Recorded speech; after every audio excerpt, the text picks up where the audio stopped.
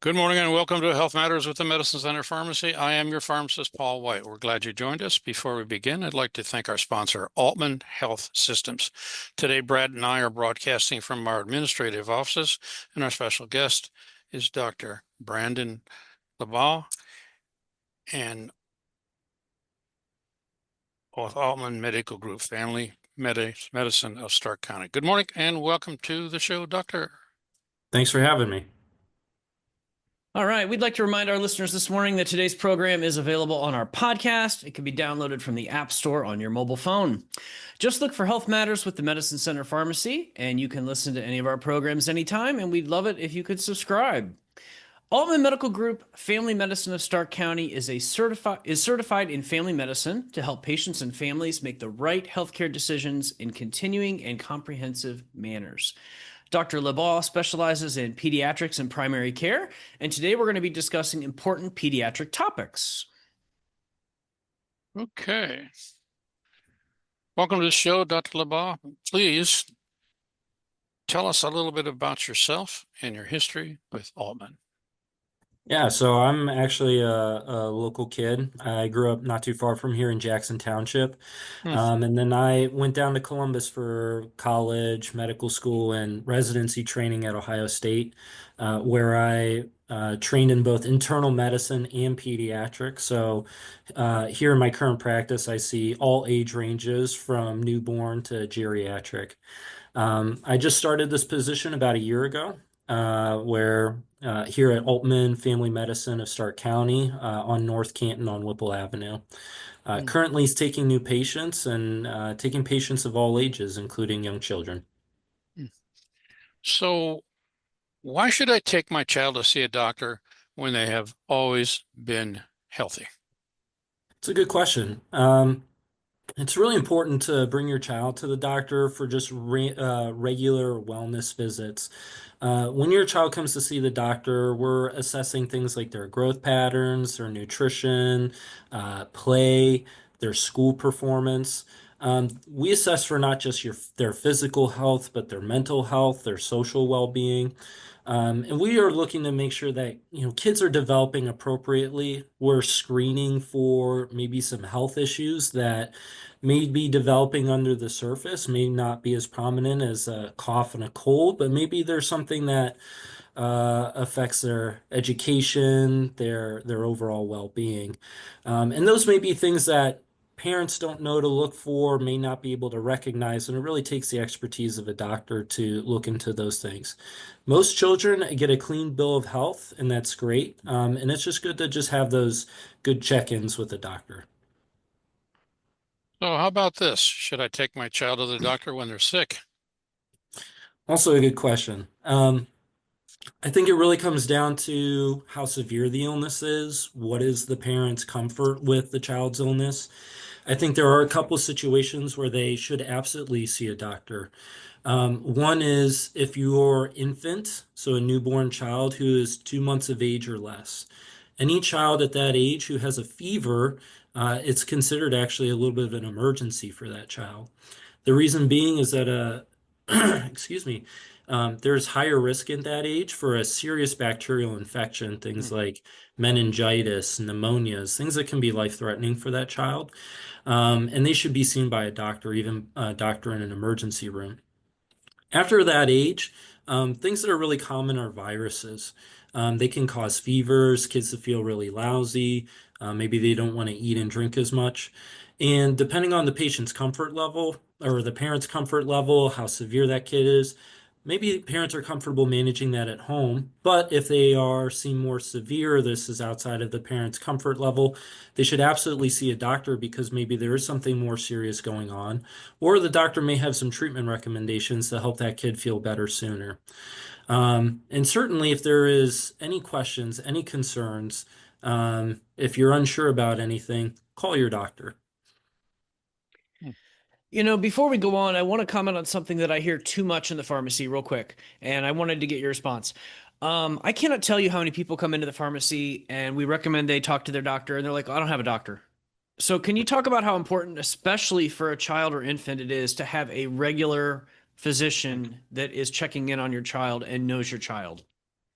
Yeah, that is can't be understated, not only for children, but for any age range, even our older population. I can't tell you how many older adults who haven't seen a doctor in many years. But if your child doesn't have a doctor, let's say they get sick, you take them to an urgent care. Well, you have one doctor that sees them, assesses, okay, I think they have this, or this is how sick they are. And things don't get better as you expect. Well, you go back to the urgent care and you see a different doctor. Well, they're not able to compare things, and so being able to determine what is going on, what is the trajectory, how do we best treat your child, it's more difficult.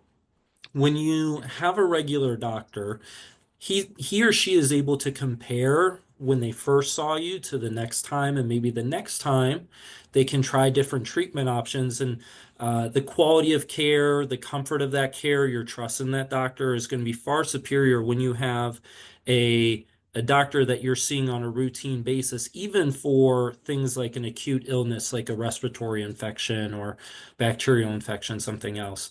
And it's also especially important if your child has any sort of maybe chronic conditions. Say they have something like cystic fibrosis, or if they've had a history of recurrent ear infections, things like that. It's good to have a doctor that knows your child well and can prescribe the treatment that is best for your individual child. Okay, I got you a little off track there, but I appreciate that because I Mhm. agree that is so important. Yeah. Even in our digitally connected world, I've been finding out that not everything translates from practice to practice or whatnot. So it clearly is good to be have home base in one place. So let's talk. Continue our fever talk. What temperature is a fever, and what is the best way to check a temperature in an infant or a child? Good question. So a true fever is a temperature of 100.4 degrees Fahrenheit. If anybody is using Celsius around here, that'd be 38.0 degrees Celsius. Not uncommon where parents will say, hey, my child had a fever, they were 99.6. That may be a little bit warmer than their typical temperature, but a true fever is at 100.4. And that really matters again when we're talking about that infant that less than 2 months. If it's less than that 100.4, for me as a doctor, that really changes what I do. Now, parents may feel, hey, my child felt really hot, felt really sweaty, doesn't feel like they're normal. Other signs of maybe a fever going on could be they are not acting like themselves, maybe they're not as playful, just lounging around, things like that. The best way to check a temperature, the most accurate way to check a temperature is a rectal temperature. It gives you that core temperature. And especially in an infant, that's going to be the best way to check a temperature. For people that are not comfortable with that, certainly as the child ages and, maybe more squirmy, using an axillary temperature can be a good substitute. We would say stay away from oral temperature, so putting a thermometer in the mouth, until they're at least like 4 years of age. The reason being is there's a high risk of potentially causing trauma to the mouth if you're checking it in the mouth. So really rectal is best, and then maybe an axillary, and then you can do the oral temperature as they get older. Some people use the forehead monitors. Those are just not very accurate. Okay, excellent. Jeez. And when you talk axillary, you mean under the armpit? Is that what we're talking? Yeah, exactly. Yeah. Okay, So axillary under the armpit here, and you want to make sure that you kind of have the child you'll want to hold the armpit in because they're going to want to squirm and move things around. cool. Okay. All right. So, what if my child was just seen in the ER for an illness? Why is it my pediatrician's office calling to schedule a follow-up? Yeah. So when a child is in the emergency department, the thought is, hey, maybe they were really sick. Maybe they had a severe illness. They were stabilized in the emergency department, maybe considered safe enough to go home. But it's good that we follow up with a child that was potentially sick enough to be in the emergency department to make sure that everything gets better. We don't want to have a situation where that child goes home and then the illness gets worse and maybe they get sick again because a medical professional hasn't been monitoring the situation. It's also I think this is good for parents and patients to understand that when it comes to owning the care of that child, when the child leaves the emergency department, there's nobody really taking ownership of that care. And so if we transition back to your medical home, your pediatrician, your primary care doctor, then that doctor is able to understand, okay, this is what's going on, this is what their exam looks like, and now I can assume care moving forward if they give me a call or things like that. It's harder, not impossible, but it's harder to do that when they haven't been seen by that provider. Jeez. All right, well, our first break's here. We better get her done. Okie doke. You're listening to Health Matters, the Medicine Center Pharmacy. Welcome back to Health Matters with the Medicine Center Pharmacy. Are you ready for vaccine season?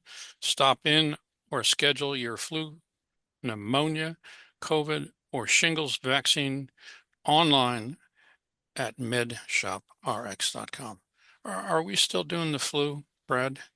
No, flu's pretty much gone, but we're still doing quite a bit of pneumonia and still have shingles opportunities. So, if you need, there's been some changes in pneumonia vaccines. So if you have questions about which one you need or which one you've had, we can look all that up with the state database and make a recommendation. So don't overlook the importance of pneumonia and especially shingles this time of year. Just for our listeners, the new flu vaccine probably shows up around July and August. Isn't that about correct? It's probably going to be August, September this year, but yeah. So, Okay. yep. Okay. Go ahead. Okay. So, one question we get in the pharmacy a lot too is my child is sick all the time. Do they have an immune system problem I should be worried about? Yeah. I hear that a lot as well. Uh, the vast majority of children probably all have normal immune systems. Obviously, there are occasions where yes, children there are opportunities for immune deficiencies that can be seen in a child, but I would say the vast majority of children have normal immune systems, and even that's in the kid that is getting sick every month, or is getting recurrent ear infections, or is constantly sick for one reason or another. Some common reasons for that is maybe your child is being exposed to lots of different kids who are sick. So that can be in daycare, that can be in maybe your like church or place of worship, if you're in like a nursery or something like that. Maybe just hanging out with family members and they have other kids. Kids are notoriously dirty. They're wiping their face, they're putting random things in their mouth. There's so many opportunities for children to get sick. Um, if there is concern for an immune deficiency, it's really important to talk about that with your doctor, and they can examine your child, review their history, and see if there's anything that is concerning for an immune problem and if further testing is needed. Okay. So how do I support my child in meeting their developmental milestones? Yeah. Like all parents, I think we want the best for our kids. We want them to be smart, happy, healthy. And part of that comes with meeting their milestones. There's milestones for physical development, things like gross motor, walking, running, throwing, fine motor, using their hands, grabbing toys, stacking blocks, talking, thinking, problem solving. At an early stage, say infant, newborn, early toddler stage, play is one of the biggest ways that children learn and develop. Playing with blocks, playing with music, playing with Hmm. their parents, or maybe even other children as they get older. So, encouraging lots of play and participating in play with them as a parent, not just having them play on their own, but engaging in play with them. That helps them to learn some of those motor skills, but also some of those social skills. And then another one that I would really advocate for is talking with them and reading with them and singing with them too. Those really help to promote language development, grammar, vocabulary, really starts to stimulate that cognitive processing. A lot of our brain development comes through language and comes through reading. So even, at a newborn stage, as young as 1 month old, you can start reading to them. They may not totally Hmm. understand what you're reading to them, but you can still read to them. It's a great way for babies to Hmm. develop. Wow. Okay. What about eating? How much should my child be eating? So it really depends on their stage of life. When we are talking in that infant age, that 0 to 1 year old age, we want to focus on breast milk and formula. So whether you're breastfeeding or formula feeding, that should be the primary source of their nutrition, especially up until 4 to 6 months of age. They should be exclusively breastfeeding or formula feeding. Once you start introducing table foods, those should still be the base amount of their nutrition, and those will eventually table foods will slowly kind of take over for the formula or breast milk until you are eating 3 meals a day, maybe two snacks, 1 to 2 snacks per day when they're 1 year and above. Going back to our breastfeeding formula, nutrition needs change as that child ages. Typically, in the newborn stage, we're talking about eating every 2 to 3 hours. Maybe after that first week of life, they're eating 1 to 2 ounces every 2 to 3 hours. Mm, Moving up to 2 to 3 months, they may be eating upwards of 2 to 3, maybe even 4 ounces of breast milk or formula every 3 to 4 hours. Eventually, children will kind of space how much they're eating, but also eat more in volume. And then they may peak about anywhere from 26 to 35 ounces of breast milk or formula in a 24-hour period. mm, interesting. Yep. Okay, how can a parent tell if a breastfeeding baby has tongue tie? Yeah. Is that a So tongue normal question? I think go ahead.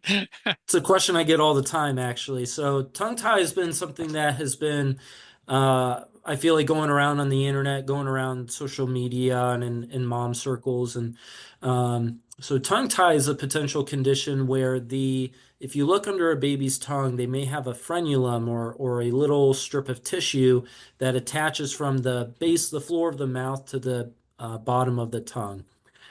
Very common. Most babies have one, but depending on the position and how tight that tissue is, it can impact the ability of the tongue to move. And why that's important is when a baby is breastfeeding, the tongue needs to extend out of the mouth and wrap around the breast, and it coaxes the milk out of the breast. Um, Hmm, Compared to maybe like if you or I were sucking on a straw or a bottle, we usually just use our mouth and our lungs. Babies really use the tongue to get that milk out. hmm, If the tongue's not able to extend out, we may call that tongue tie. Sometimes, parents will say, "Hey, I'm worried that the baby's not eating enough. My breast hurts with breastfeeding. I'm not letting down very well." And if they see that tissue, they may say, "Oh, maybe they have tongue tie." Um, which is certainly possible, but really we want to see if that tongue is extending out, then they probably do not have tongue tie. There's lots of reasons for babies to maybe not be efficient eaters, maybe that breastfeeding to be uncomfortable. Even though it's an instinct that they're born with, they still have to practice. They still have to learn that skill. And typically it does get better with time. It's something that, reading reports and reading literature, it's probably something that we're overdiagnosing. The treatment is to snip that or perform a procedure to remove that tissue. And so that could be an unnecessary procedure, a painful procedure that we're performing on children. And so I think first steps is really talking with your doctor, and maybe talking with a lactation specialist and seeing what they think. And really the gold standard to say, is this child breastfeeding effectively, is tracking their weight. If they're growing effectively, then they are getting adequate nutrition. Now, there may be things to adjust the breastfeeding technique so it's not painful and maybe goes more smoothly. But if they are growing as we expect, following their growth chart, then they're getting enough nutrition. interesting. Gosh. Okay. All right. So when do you introduce baby food? So we would say babies should be exclusively breastfed or formula fed until 4 to 6 months of age. Exactly when that can be baby food can be introduced varies a little bit on the baby's development. So they should be able to sit up in a high chair on their own, not kind of falling over, not needing additional support, but they should be able to sit up on a chair on their own. And that's really kind of the main milestone. And then you can start to introduce foods. one of the things that with foods is at that stage, they're used to just liquid. So really starting with something that's probably in that puree form to start so that they can safely swallow and not choke. Baby-led weaning has really been coming into prominence, which says, hey, let's just give them the table food. But I think especially in that early setting when they're still Mm, learning to swallow and try uh, different food textures, you want to try purees or maybe things like yogurts and that kind of consistency to get started. What about food allergy concerns? Mhm. So get this question a lot. Maybe, mom or dad has a food allergy. They're worried about passing it on to their child. Is this safe to give to their child? Um, Food allergies really do not pass down from, let's say a mother has a peanut allergy. It doesn't really pass to the baby in the sense of, oh, they are going to have a peanut allergy the moment they touch peanut butter or something. They may be at higher risk for developing a food allergy just based on genetics, but they're not necessarily going to get an allergy the first time they expose themselves to that food. To develop an allergy, you have to be exposed to something at least once to be allergic to something. mm, And we used to say, hey, to prevent allergies, we want to hold off on those foods. But actually, new research is showing early exposure to foods helps to reduce allergy risk. So, common allergens being peanuts, eggs, soy, wheat, milk, seafood. We want to Mm, expose those kids early. So when they're first starting to eat, maybe giving them, a little peanut butter on your finger and allowing them to eat a little peanut butter. Maybe mm. really scrambling some eggs and give them a little bite of eggs.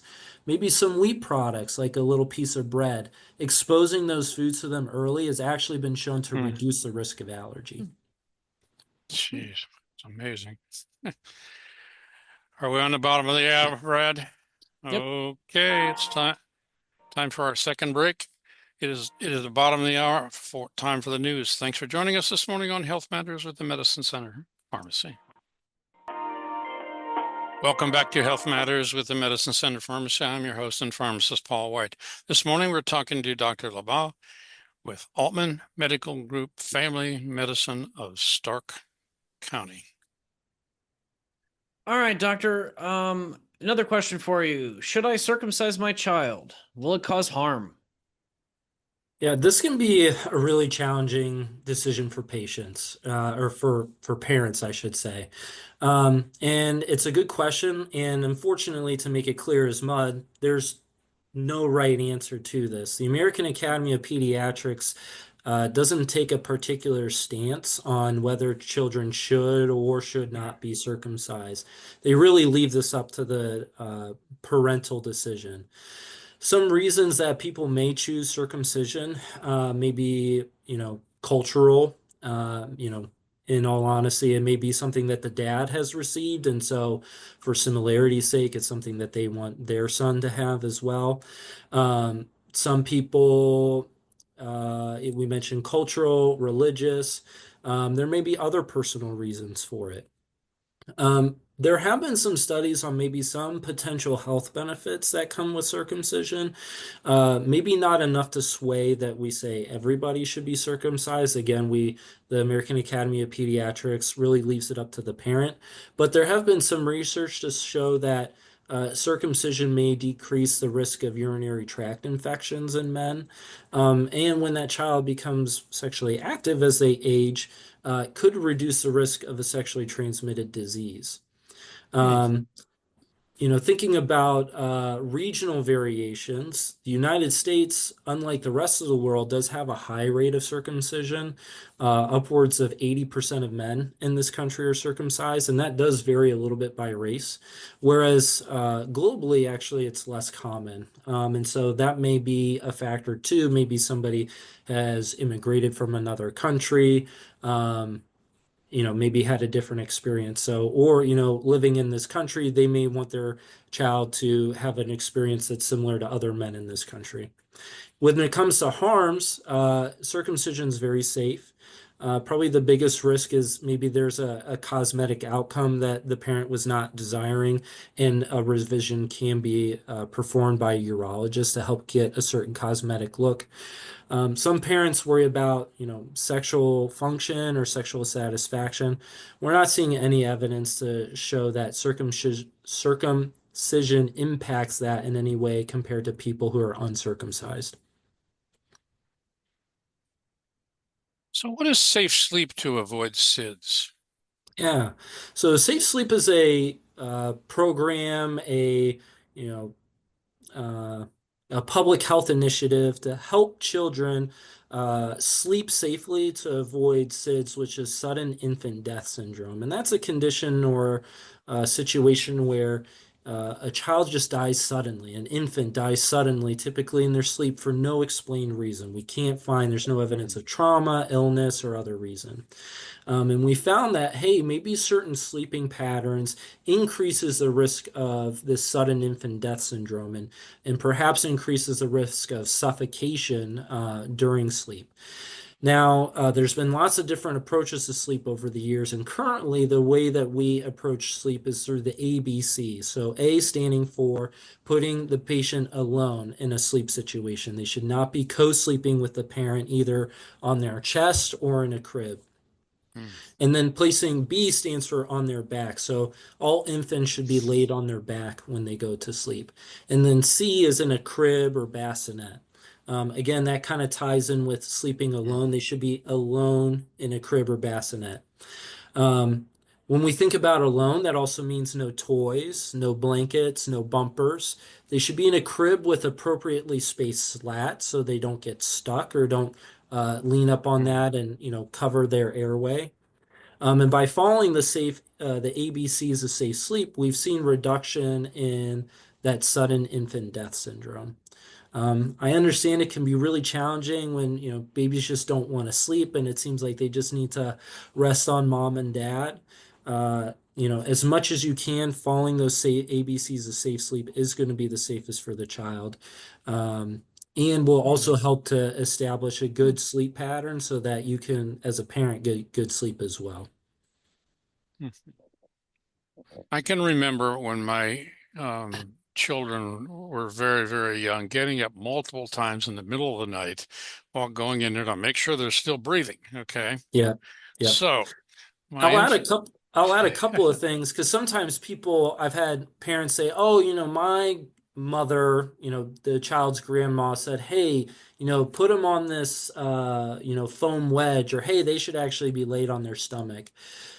uh, And parents, maybe our parents grew up with that or grandparents grew up with that, and that was the guidelines given to them back in the day, and it's very well meaning, but I would just say, you know those guidelines have changed, and these are the new things that we're trying and the new things that we recommend. So if a grandparent or a parent recommends that, just kindly say, hey, my doctor said this is the new thing that we're doing, and we should sleep in this. And then the other thing I would say is, when children start to roll, if they're really young, let's say they roll less than a month age, roll them back because they're not strong enough to roll from front to back. But as they approach mhm. 4 months of age, where they are able to roll on their front to back by themselves, it's okay. I would lay them on their back to start, but then if they roll in the middle of the night, you can leave them alone. They're strong enough to turn their head and roll their body. Hmm. Interesting. Okay. How about the infant that won't sleep through the night? What do I do next? Yeah, yeah. So very ideal if you can lay the baby to bed and then they sleep through the night. Obviously, in the early stages, especially that first 2 weeks to month, baby's going to be waking up every 2 to 3 months to eat, and we expect that. We want that. We want them to be getting good nutrition to get back to their birth weight and to keep growing. As they age, we expect the frequency of waking up in the night to gradually space out until they are sleeping throughout the night. And obviously, a baby that's waking up throughout the night is a challenge for any parent, causes sleep deprivation and stress and can be really difficult. Some things that we may recommend, for the baby that's crying, hopping around, patting them on the back, White noise can be helpful, shushing or singing a lullaby, things that maybe they have already tried before. Hmm. If you need to, while you're awake, co-sleep with them to get them to fall asleep and then put them down. Now, the parent is not asleep, but you're helping them fall asleep on you and then put them down. That could be an option. Alternatively, get them to a twilight zone where they're almost asleep, put them down in a slightly awake but slightly asleep state and help them fall asleep. That can be helpful. Um, One of the biggest keys is routine. Babies thrive on routine. They fall asleep to routine. So try to follow the same Hmm. routine night after night, going to bed at the same time, napping at the same time, doing the same things leading up to that. That can help them fall asleep. One other thing is sometimes a bath. Typically, we recommend a bath with soap 2 to 3 times per week, but sometimes just getting them in some warm water can be soothing, and that can help them fall asleep as well. Hmm. Interesting. Okay. So what are some safety things to think about with infants and small children? Good question. So, thinking about the maybe that newborn stage. So, some things that we'll talk about with parents is we talked about the fevers earlier today. Um, we'll also talk about car seats. So, it's important to have an appropriately fit car seat. And until they're 2 years old, that car seat should be rear facing. You should follow the car seat manufacturer's guidelines when it Hmm. comes to like the weight and size limitations of that car seat, but really they should be rear facing up to 2 years of age. Um, we'll talk about water safety. So your water heater should be set to no more than 120 degrees Fahrenheit to prevent Hmm. unnecessary burns. It's not uncommon where we think the water is cool enough, but it's actually too hot and babies can be burned when that baby's walking, thinking about even small pools of water, as little of an inch is enough for a baby to drown. So, no buckets with water. Jeez. The tub is completely drained. If you have a pool, make sure you have a fence completely 360 degrees around that pool so that they can't get in. Outlets, Hmm. putting plugs over those outlets, even if they're tamper-proof, I think having a cover is good. Um, Putting locks in cabinets, storing chemicals away from access from baby, medication away from access from the baby. Thinking about furniture that can tip over, bookshelves, uh, uh, stands, other things like that, and maybe putting um, a tip-proof device, drilling something into the wall to prevent that furniture from falling over in case the baby climbs on it. Hmm. Baby gates, things like that. All of that is thinking about in the infant stage, and certainly as children are entering school age, teenage years, there's all kinds of safety things Hmm. that we talk about at that age as well. Hmm. Wow. Okay. Time for our final break. You're listening to Health Matters with the Medicine Center Pharmacy. Welcome back to Health Matters with the Medicine Center Pharmacy. I am your pharmacist, Paul White. Thank you for joining us. Let's get back to the last segment of the show. Okay, let's talk about some potty things. When the baby is really grunting while trying to have a bowel movement, is that a sign of constipation? And what does a parent do to responsibly treat that? Yeah. That can be a really distressing thing to see, baby really pushing, face is turning red, looks like they're really struggling. And not uncommonly, parents will think, hey, my baby is constipated. When it comes to normal stool patterns for a baby, it can be highly variable. We may see commonly babies poop multiple times a day, but it's also not uncommon for a baby to poop maybe once or twice a week. And we would say that's all normal. Sometimes that varies based on Jeez. what's their nutrition, from breastfeeding to formula. Breastfeeding tends to have a little bit more frequent stools. And then if they start to transition to table foods, the consistency and the frequency of their stooling may change as well. I often tell parents, for newborns especially, they do 5 things. They eat, sleep, pee, poop, and cry. And pooping is about the hardest thing that they're doing in life. And so it requires a lot of effort for them to get that poop out. Um, and just like breastfeeding, though it's an instinct, but they have to learn how to do it. They also have to learn how to poop.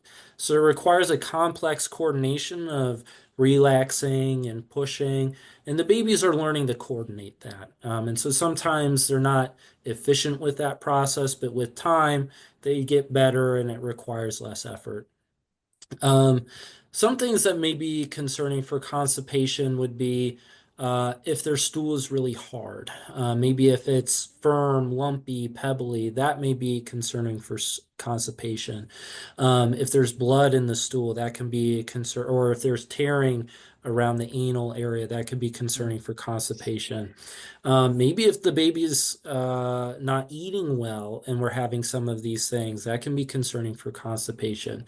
If maybe an older child who can talk is telling you that my stomach hurts, the most common cause Hmm. of stomach pain in children is constipation. And thinking a little bit in the older years, it's not uncommon for children to develop constipation when uh, they start potty training because that can be stressful. They go to school. Or maybe there's changes in the home, like if there's a maybe they move houses, or maybe there's a divorce in the family. Those can lead to constipation. Hmm. Jeez. Okay, so another parental challenge. When is it time to begin the journey of potty training? Yes, well, unfortunately, babies don't come out ready to use the toilet right away. That would make everybody's lives easier. And I'm sure lots of parents are, waiting ever so patiently to start potty training. It can vary on the child. Typically, we will say the average range is around 3 years old, give or take 6 months. Some children may even show signs of it earlier. Some developmental milestones that we look for when children are ready to potty train. One, are they starting to hold their urine or their stool? Are they going multiple hours with having a dry diaper? Um, that really is an important thing, some continence to be able to use the toilet. Are they telling the parents, "Hey, I wet my diaper, or I made a dirty diaper"? Are they recognizing that that happened? Are they uncomfortable by that? Wanting to get that out of their diaper, that's another milestone. Are they able to take their pants down or pull their diaper down? That's an important milestone. When we're starting to see that, then we can say, hey, we can start to initiate some toilet training, and that may involve, having a potty, maybe just showing them the potty, like, hey, this is a potty that you use, just like mommy or daddy. Maybe they even watch mommy or daddy use a toilet. Or an older sibling use the toilet. Having them sit on it, maybe not even with the plan of using the potty, but just have them get used to that experience.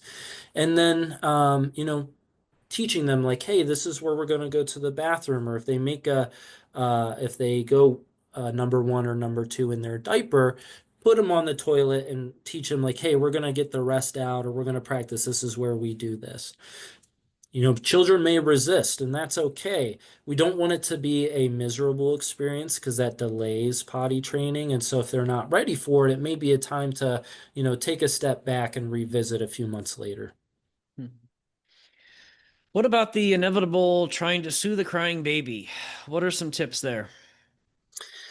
This can be really challenging. I think a lot of parents find different ways to soothe their child. Maybe they recognize their baby's cries or recognize certain behaviors as, oh, baby is hungry, or maybe baby has a dirty diaper.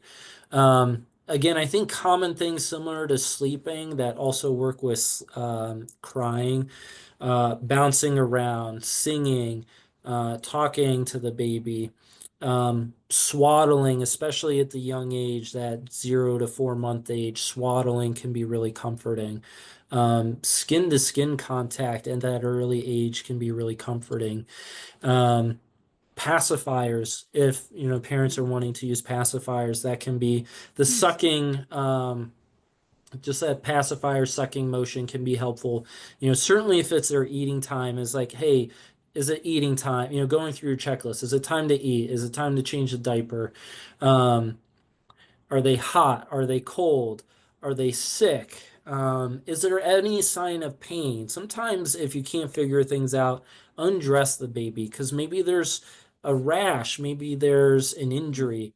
We talk about hair tourniquets. So sometimes a piece of hair can get wrapped around a finger or a toe or a male Hmm. member as well. So, it's good to undress the baby to make sure that there's none of that. And then sometimes, unfortunately, babies can have colic, and we talk about the rules of three. So if they cry uncontrollably for 3 hours, at least 3 days per week, in the ages of 3 weeks to 3 months, your baby may have colic, and sometimes it's just difficult to console those children. Hmm. The good thing about colic is, though you may see your doctor and they can examine the baby, sometimes everything looks okay, and there's no underlying health concern with that. Hmm. You're getting a little tight for time here. A couple questions quick, okay? Or Yeah. three. When do teeth start coming in and should they be brushed? How often should you bathe the baby? Um, I guess those two. Go ahead. Yeah, we talked bathing real quick. We talked about briefly, a couple times a week is fine. Use like a gentle baby soap. One thing I'll say is Mm, in those first 2 weeks when you're managing the umbilical cord, you don't want to submerge that because that'll delay removal of the umbilical cord. When it comes to teeth, usually around 6, 7 months of age, we'll start to see teeth coming in. Kind of our rule is at age 7 months, we'll see that first eruption of teeth. And then we add on for every 4 months, we should see four additional teeth. So at 11 months, we should see four teeth, 15 months, eight teeth, and so on and so forth until their mouth is full of teeth. mm. And we do recommend brushing teeth with the first eruption of teeth and actually using fluoridated toothpaste, baby toothpaste, that is safe for them to swallow. In the infant and toddler range, just a little, like the size of a grain of rice is sufficient. How about measles? We're getting some measles cases in Northeastern Ohio. Yeah. What should I do to protect my child? Yeah, if parents weren't aware, we have measles in Ashtabula County and Holmes County. So depending on Hmm. where they live, that can be really close to home. If you're in the Canton area, that's only about an hour away. Um, the number one thing that you can do to protect your child is to vaccinate.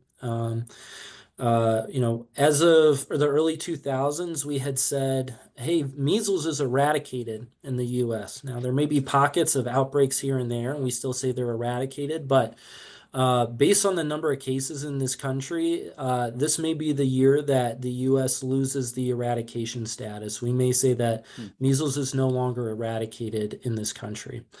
The best thing that you can do is vaccinate. The vaccination is exceptionally safe.